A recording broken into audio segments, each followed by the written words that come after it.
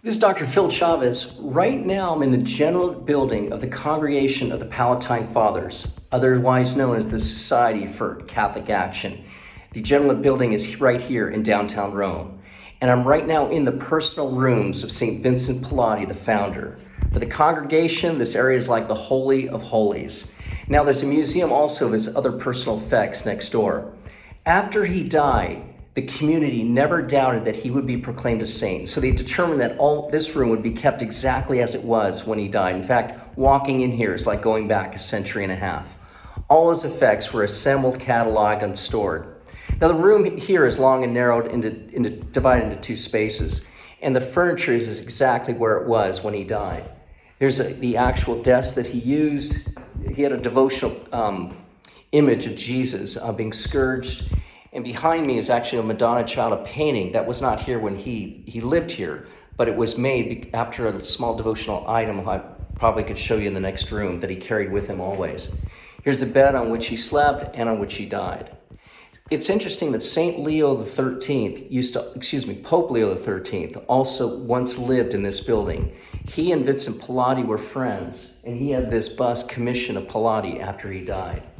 Also, too, there's a special kneeler with storage on both sides, which Vincent Pallotti used. The kneeler is actually a little uncomfortable. I tried it out.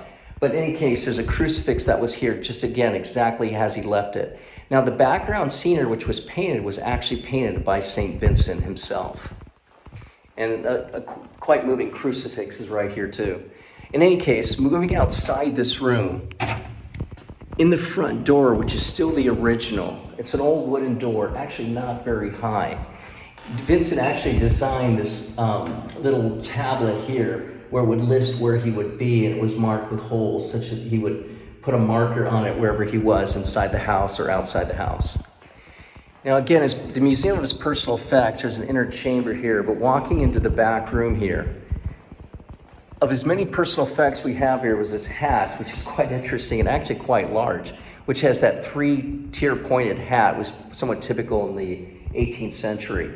Yeah, it's amazing. Again, things that he wore, his shoes, an umbrella, his beretta, and whatnot. And the image which he carried around him personally at all times is right here as well, with Madonna and Child.